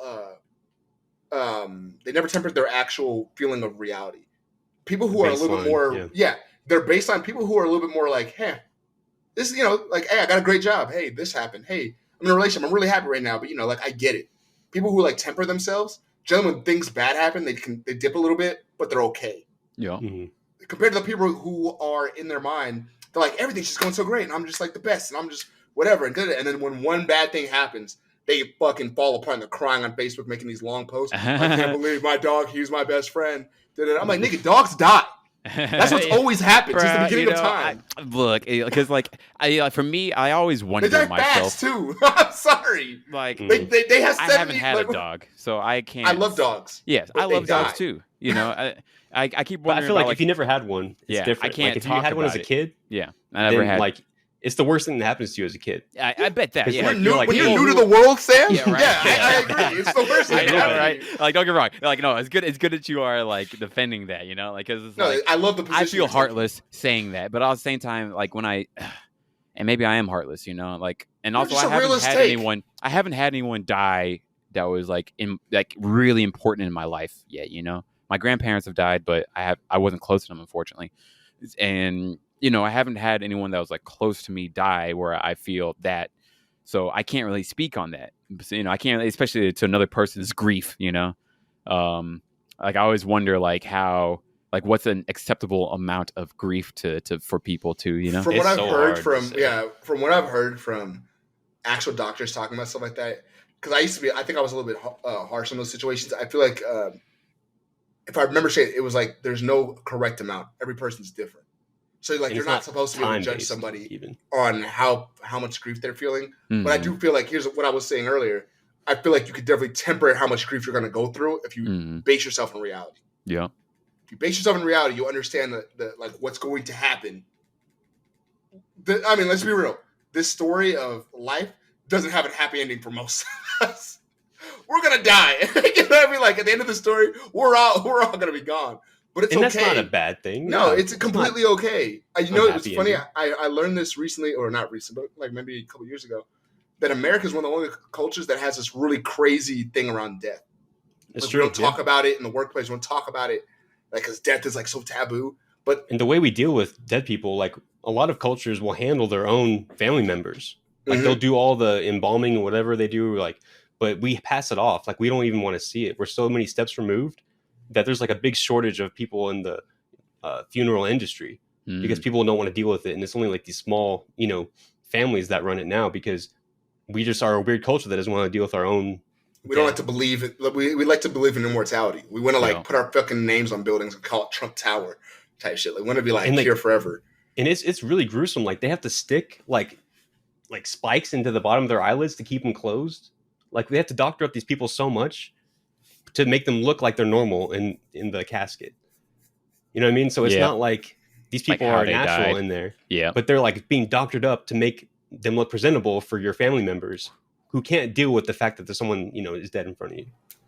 Yeah. So I think that's like one thing where, you know, and I get it. We can definitely progress as a society to like. Yeah. All this that we're saying is not, or especially what I'm saying, I don't want anyone to get the idea that I'm trying to be heartless or a hard ass about this. Like I get it. Like I would, if my best friends pass away, I'm hurt. I'll be hurt for some days.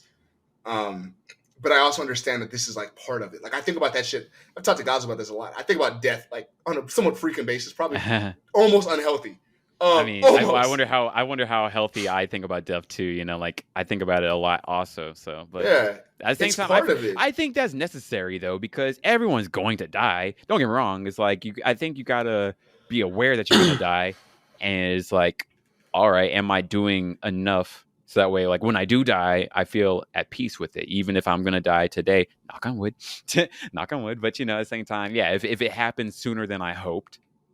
Am I okay? Yeah, loss of potential is like the saddest thing about death. I agree with that. I don't feel bad when someone is 99 and dies. I'm like and then we like them still. It's if like they did a great thing. If they were just doing their thing, they raised some great kids. Like I was like, yo, because I had a friend do that recently with his father. His dad passed away, and he like posted pictures and with him and his brothers and his dad like meeting his kid. His dad passed away, and I was like, oh man. And I was like, dude, like it is like a decent friend of mine. And I was like. He raised some great, like all I did was when I responded to the post, I was like, yo, he raised some great kids. I appreciate this man. Didn't know him. And I'm like, but the way you guys turned out, like this guy did some cool things. Yeah. And he's still here through you guys. Like you guys are replications of him in a sense. And we want to get ridiculous with it. But like yeah, I there's nothing else to do here. It was going to happen. Like when you were born, It didn't. It's part of the story that was written. He was going to die before you, or maybe you die.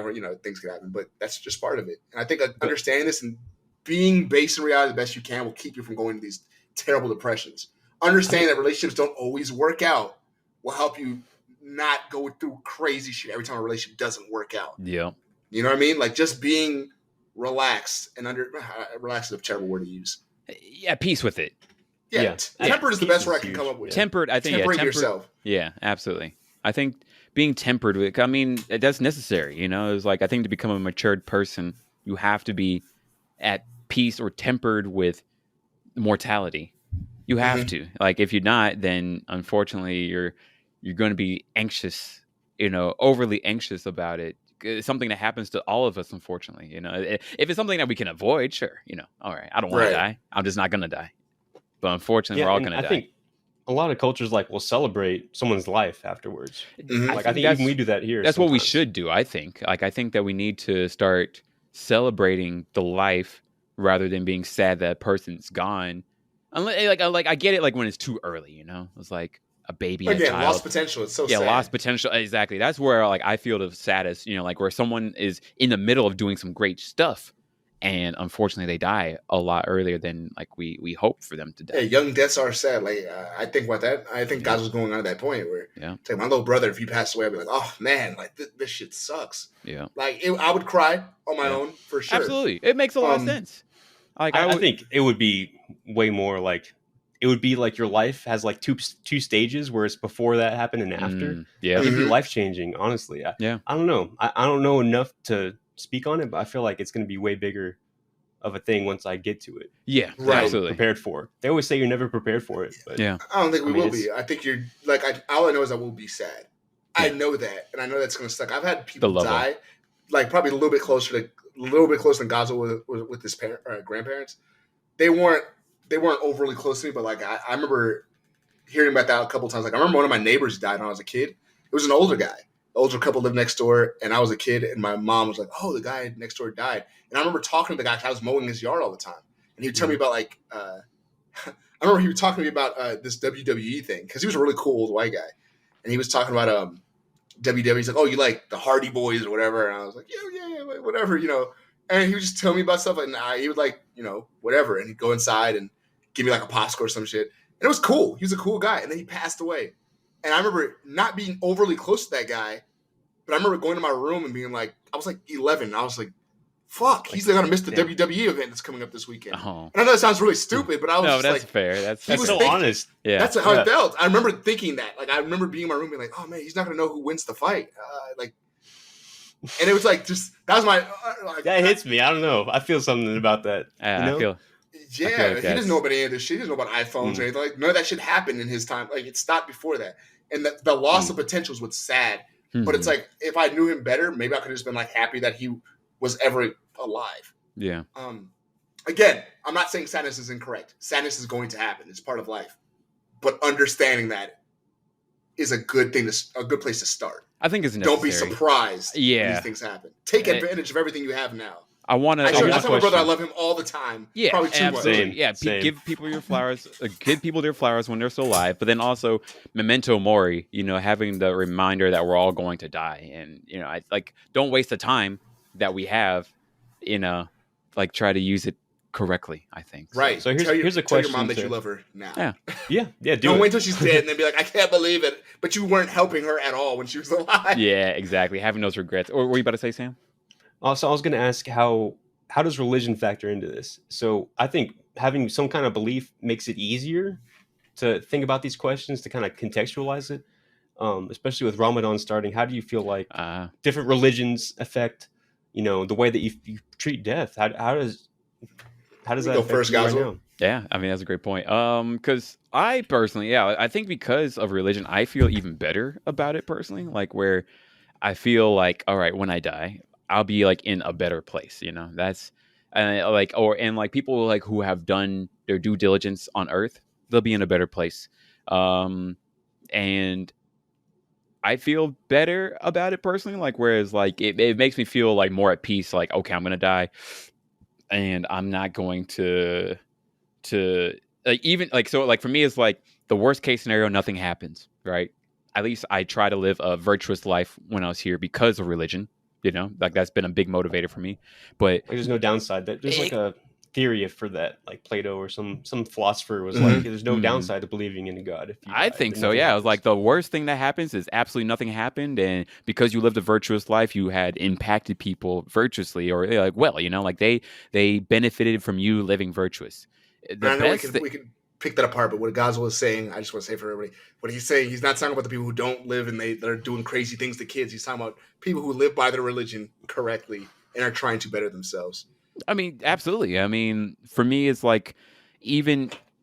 I mean, like for me, it's like a virtuous life is like you did things to impact the world around you in a good way. Like you bettered yourself, and bettering yourself is going to better the world. Like if you just like aren't even like at the very least not a burden on people, at least like Mhm. that's helps the world, I think. I think um the context that helps a lot is like you're trying to be virtuous in the eyes of God, mm. not even in the eyes of yourself or your Mhm. peers. Yeah, like a So it's standard like, that's like more than me. I right, keep changing. My standard changes all the time, and maybe right. I'll look back on these podcasts 20 years from now and be like, man, cringe. I don't know. I don't think so. I'm pretty proud of what we're putting out right now, but at the same time, it's Yeah. possible. Society or culture or standards could change a ton in 10, 20 years.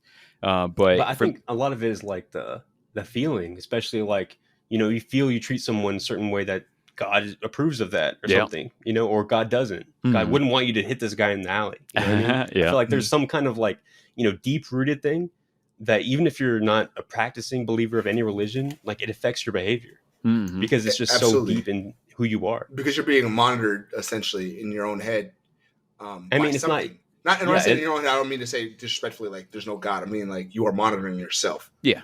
in a right. sense. Like you're policing yourself to be better. And Yeah. I think I said this at work recently, guys. What knows? I think that religion in itself, if used correctly, we're not taking the power aspects and trying to like abuse people or whatever. We're just religion as itself. I think could be used as a self help book for a lot of people, whether it's Buddhist, whether it's some of the Indian religions from the past, or even currently Christianity. Even there's a lot of things in the books that are helpful. I always go back to that same verse from the Bible. Where Jesus says, like, if you don't take anything from any of this, like, essentially, just know that you should love God and love your neighbor. And that is it. Like, if you don't understand any of these rules, if all this shit confuses you, just these two things will get you to where you need to be. I believe that personally, like where Mhm. it's like, yeah, if you keep your mind on these aspects, like a higher standard than, like how you personally feel. And then also is like, how would a standard of like how to make people around you feel good. I think that Right. will like Which is what impact. love is, right? Love Exactly. your I neighbor. think it'll definitely like it'll lead you to being a virtuous person. I think, it's like, And I think it's a prescription for a lot of like society's ills. I mean, as edgy as it is to say, but No, it's there's fine. like this epidemic of despair. I think a lot of the opioid stuff and a lot of the, depression is associated with like you have no hope. And it kind of can be treated by this, idea that you belong to something bigger. Yes. And even if it's not religion, even if you're not part of a church, I think it's this, this thing that if you're opposed to it, it kind of blocks these things off, like understanding the afterlife or being at peace with death. Like that's kind of limited if you're just afraid of any kind of religious feeling. I have to I had agree personally. I have to agree with that. Like, where I wonder, like, what's the upside to being an atheist? Personally, it's like I get it. I'm not saying like I definitely understand like why someone could be an atheist. I'm not saying that it's personally. I think it's not the best thing to be an atheist. Like I'm not saying you're a wrong person for being an atheist or for like you're going to hell because you're atheist. I don't think so. Or you can't do good things because you're an atheist. I don't think that. But at the same time, it just sort of sounds more despairing. Honestly, it's like, what's the upside? Like when you die, you just die, and it just is what it is, right? And Can I jump in real quick? Go ahead. Yeah. So I just wanted to answer that initial question Sam was asking and what you were answering a second ago. I do feel like I remember thinking about this a while back, and I noticed that statistically, suicides were going up in the years after the 2000s, But also, I noticed that, and I don't think people ever appreciate me saying this. But I also noticed that religion was passing away, right? Like religion was becoming a thing of the past. So that this is all just correlation. I'm not saying God is real, and that's why suicide, like people forgiving or leaving God, is the reason now they're killing themselves. I'm not saying anything in particular. I'm just saying that these two things happened. Religion started passing away, and people started killing themselves. I think that goes into just saying this could be due to something else, but I think that goes into just saying, like God was saying earlier, where feeling you're not belonging to anything in particular, feeling like you're not a part of something bigger, will affect someone's mental. Because then it goes into the idea immediately. And generally, suicidal thoughts and stuff, they start becoming a thing around, I believe, with the early 20s, 21, 24, which is generally people leave their parents' house and they start thinking like they're out of high school, so there's no roadmap anymore, right? So they go into the real world. And sometimes they stop going to church, they start believing in all that stuff. And then, they're just like, well, what now? Like, this is it? There's no ending to it, or like there's no good ending. And they just like went off themselves because they don't believe in God or heaven or whatever it might be, reincarnation. I think also, like, for me is like, I think like there's like, I don't know like why in the 2000s like this has happened. I gotta like look into that like a lot more. I think with that, because I mean, don't get me wrong, I'm not gonna say like the church is perfect or religion is perfect, especially these days. Like there's a lot that needs to be worked on and like even just sort of said about these religions. I want to offer a weird hypothetical. Mm-hmm. So I'm trying to draw an analogy between like a country and a religion. So let's say that you're in a world that's like our world now, but you can go to any country you want and be a citizen. Or you could just be a non-citizen. Like let's say I'm in the US and I'm just like, I'm no longer a US citizen. I don't have to pay taxes, but I don't receive any services from anyone. Like I can't use the roads, I can't, get food stamps, whatever. So if you can just become a non-citizen, and people, that's a trend. Let's say 40% of people are non-citizens of the US. Do you think that weakens the US, of course, but also these, people that leave, are they better off? Are they worse off? They're still in the US physically, or they could go, make their own country somewhere else. But I think being in a non-country, that's like a criticism of the institution of a country and a government. So governments have done most of the bad things that have happened in the world. Besides, also religions, I guess, have done a lot too. Power, people in power. But but there are different forms of power. Right. So if you try to compare, like, are religions worse than governments? I think should I withdraw from being a U.S. citizen because of the actions of the U.S.? I feel like a lot of people. That's a good tie-up. Yeah, that last part. Go ahead, Gazelle. Because that's a good question that you bring up. And it's super abstract. I know I'm kind of reaching here. Yeah, because I get it. Like for me, it's there's like safety in those things. I hesitate to say like, oh, I'm Christian or Muslim or whatever, to sort of box myself into like one thing. Do you say you're American when you travel? Yes. I love saying I'm American, like when I travel, like because also there's places where people say they're Canadian just because they don't want to be associated with America. Yeah, which is, I guess, fair. Personally, I love it. Like I say I'm from Texas. I think. I say I'm from Dallas, or I say I'm from Texas, and they're like, "We're in Texas," and Dallas and Texas are very recognizable, so it feels really cool to be part of that. I like that. Yeah. So yeah, personally, I feel that way about things. But like you were saying, Josh, there's kind of safety in being part of a bigger network. Yeah, I feel it's like a safety net. You feel like you're. I think that's just really what it is. I don't know how else to express that. I really have to kind of look through or figure out all my words to go any further into that. But yeah, I think it's just safety. It just feels better to say that you're a part of something, right? I understand the idea of being like, oh, I don't like, because here's the thing, like when I was extremely Christian, when I was moving away from it, not that I've ever fully disconnected or anything, or I believe it's fake or anything like that. I just stopped identifying as Christian because it wasn't that the Christianity was giving me safety as much as it was the idea of God, right? Right. The idea of God gives me, and I'm like, that's still a thing that I don't want to not subscribe to.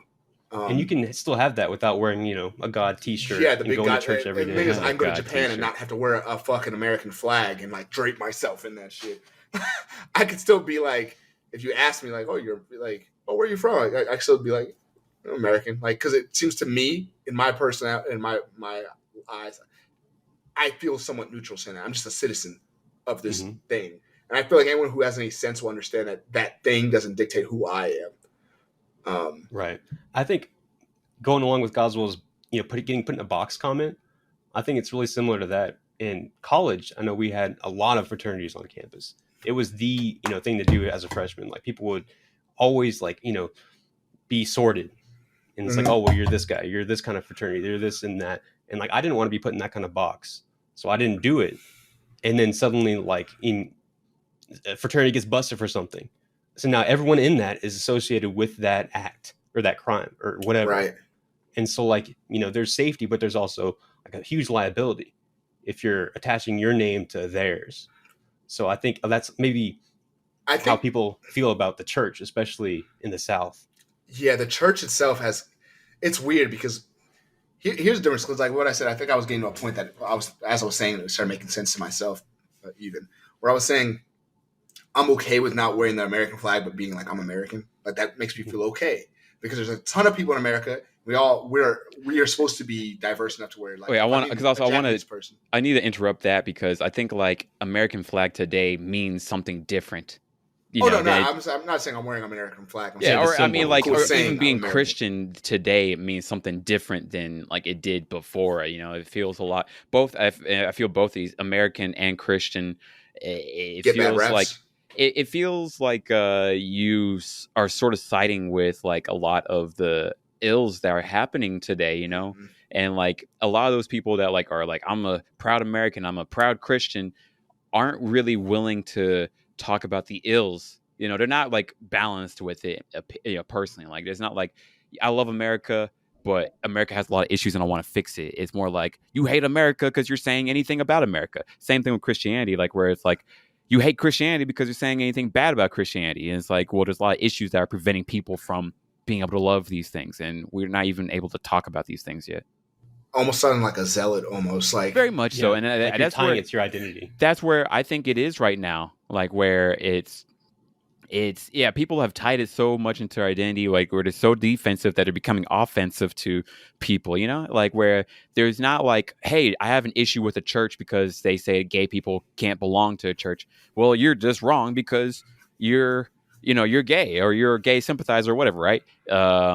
There's not a lot of nuance. Like recruiters for atheism. Very much. Like unfortunately, they're pushing more people into it, like into atheism, because they're not allowing nuance into like what there is. It's just weird. Go ahead. Yeah.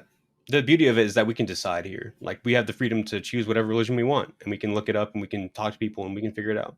And, I mean, we can't just change nationalities like that. Like where I was saying, you can't just go and say, "Oh, I'm Canadian now." Like, there's rules. People can't just come to America and say I'm American, even if they feel that way. Mm-hmm. It's just like, to me in my head, the way I was going to go with it was like I feel, and I'm not disagreeing with Goswell at all. Like I like that a lot, but I feel like America is such a broad thing that you're just born into. Compared to Christianity, where it's something you choose to be. I mean, you could be born into it, but you choose after you're an adult, right? So there's more of an identity attached to Christianity than there is, American. Which is why, like, I'm okay with saying I'm American. Be like, yeah, I'm American. Yeah, you can make fun of me, whatever. I don't care. I don't really have any hard feelings towards this shit. But like, if I said I was Christian at the age of 30, it means that I'd subscribe to something, right? Despite all the evidence, because there's nothing to subscribe to with America. Like, I'm just American. I don't control the military. I didn't do that shit. You know what I mean? Like, I ain't do that shit. I like that. Yeah, like I don't know, but like there's a subscription to Christianity, and I think that's why I think a lot of Christians, even Godswill apparently, is on that side of just being like, I'm not. It's not that I'm not Christian, but I don't really say that. I have a relationship with God, my own sense. Yeah. Or how I feel. And I'm just like, okay, that sounds good. Sounds like he thought about it, and I can say that. That's what it sounds like to me. It sounds like he thought about this deeply and got to that conclusion, compared to just being like, I follow everything they do. Gay people hate them. You know what I mean? Like, right. Even though, and those are all like relics of the past. I think all the super strict things. I feel like that's kind of an abuse of power. There's a whole New Testament, bro. That shit I was talking about earlier, where Jesus was like, "Yo, just love each other." That's the New Testament. Like, and it's funny to me because I'm just like, the 10 Commandments from the Old Testament said nothing about gay people. The New Testament, when he was like, yo, fuck everything. If y'all confused, just do this. He's like, I'm gonna make it real easy before I die. Just do this. Says nothing about gay people. Love your neighbor. That means if they're gay, you should still love them. I don't understand how we're still fighting over this shit in 2022 because you're like, well, in the Old Testament, there was this one text where he's, where's it at? It was translated 9 times, but it says something about guys on guy action. Like, I was like, bro, what are you talking about? I'm sorry. I'm making light of a religious situation, but that's how I felt about it when I was Christian. Yeah, no, I think that's totally fair and good, honestly. Like, and you can I wish there was nuance with these things, you know, and everything that we have talked about today. I'm like, I wish that like people like would allow for nuance with these things, you know, 2 things to be true at the same time, you know. Yes, you can empathize with Will Smith, but at the same time, you can condemn the slap. Yes, you can love Christianity and God, but you can also condemn a lot of the aspects, you know, that modern Christianity has, you know. Yes, you can love America too. Yeah, you know, like exactly. Like there's so many aspects. Yes, you can say Elden Ring is not for me. It's really hard, but you know, like it's not for like it's really hard, but it's not for me. Not that it's bad, you know. I think too many people are just so like, I feel this way, so it has to be black and white, and I think that's a problem, a huge problem, but on both sides. Yeah. I mean, it is fun to say, you know, weird gatekeeping stuff about everything. I mean, I think that's why it's promoted on, you know, social media, because it's edgy to say, oh, well, you shouldn't play Elden Ring if you can't beat the first boss with no levels and with their fist only. But I mean, what a weird thing to say. Let's be real. Gatekeeping is such a lame, like it just makes you look hella lame. Like we actually on our job, I mean, guys will work for that company. I don't know how far I can go into that, but like, go ahead. Yeah. So we work for a manga company, and there was a person I was responding to today, actually, who was just like, what did he say? He said something that was hella gatekeepy. He was just like, you shouldn't. What was his exact post? I wish I could just look it up. Was it hidden or like I think I remember seeing it earlier today. I think it was like on Instagram. I remember seing it. Hold up, I got it because I liked how you responded to this person, and I thought that was important to say it. Because this person was complaining about what was he complaining about? Hold up, I remember seeing it. Was it the chalk? Was it the chalk drawing? No, chalk drawing. I said something about like that's cool. You could do it with kids or whatever. Mm-hmm. That's cool. But I liked how you said it because I was like, look, we're all in this together. Like, why are you why try to shit on people like having fun or something like that? And keep looking for it because there's a couple like that where I'll talk to people and I have to have like these life lessons while talking about manga. It's wild. Yo, I do remember like one where you're saying like one person was like, we don't feature small people, but that's not. That's what it was today. That was the one? They were like, okay. Yo, y'all used to be cool until you started featuring all these huge, you know, content creators or whatever. Because we had like it was on a post about a girl with like a bunch of plushies. Mm-hmm. That's what it was. And she was just like, you know, she was like a pretty 100,000 or whatever, 200,000. Yeah, she's big. Yeah, but I was just like, we try to feature content creators of all sizes. And that's not like just business speak. Like, she's doing well, which benefits us, to be honest, as a company. I didn't say all this, but it's like, but we love to show support. And I love to like, I'm constantly on my job, literally, Godzilla knows, I'm literally reaching out to the smaller content creators all the time. Yeah. I mean, like, you want to work together so I can get your name out there? For me, I'll send you some stuff. Yeah, it's a bummer because it's like, we do this. You're just not paying attention to everything we do, you know? Yeah. It's like, very strange. It happens a lot in politics where people will say, oh, you shouldn't be thinking about this. You should be thinking about these problems we still have here. Yeah. But you can think about multiple things at once. Like, there's multiple problems that can be solved. These two things don't intersect. They don't take away from each other. Right. Yes. It's like, we're doing both things at once. It's one thing if we're not doing anything for small people at all. Absolutely, that's like a fair thing to say, but at the same time, it's like you're not seeing everything that we're doing. So here's a question about content creators. So have you guys seen the R Place pixel board on Reddit? Yeah, I was looking at it earlier today. So they finished it. It's done, but there was a lot of kind of controversial stuff where big content creators, like, you know, streamers, they were brigading this because you can place one pixel every 5 minutes. So these guys would have 100,000 people watching their stream and say, draw, Kobe Bryant.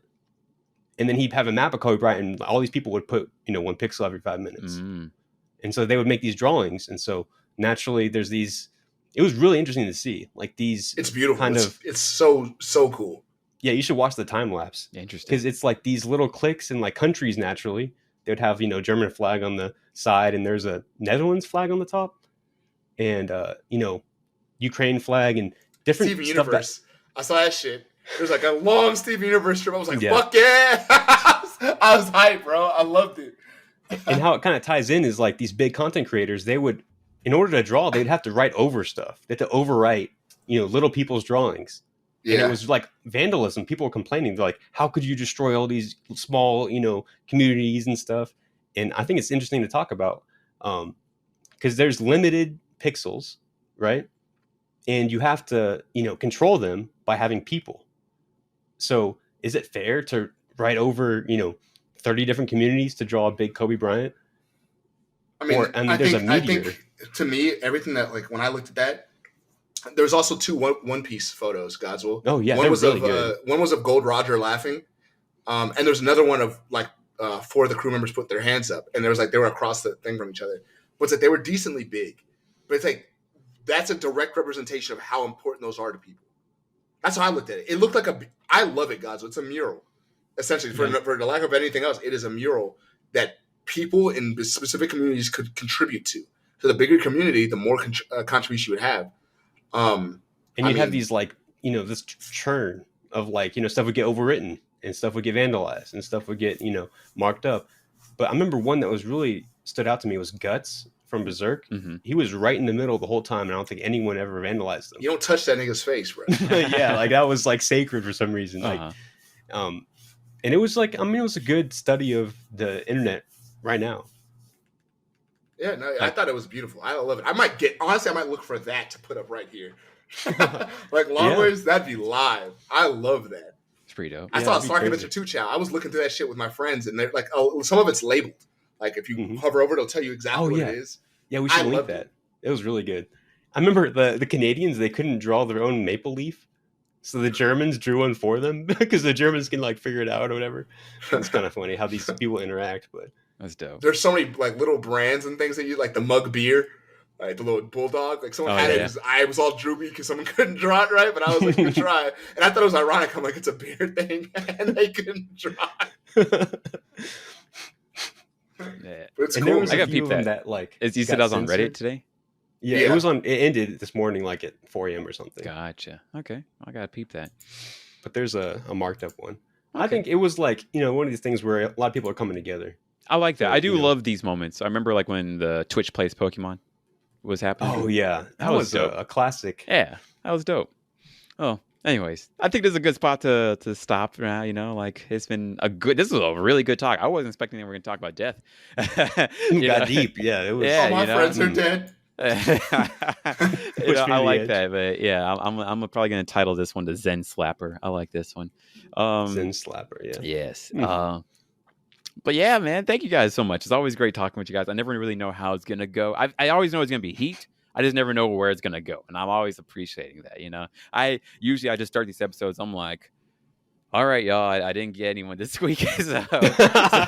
So you guys want to talk, and you guys, I'm grateful that you guys are always down to talk. Yeah.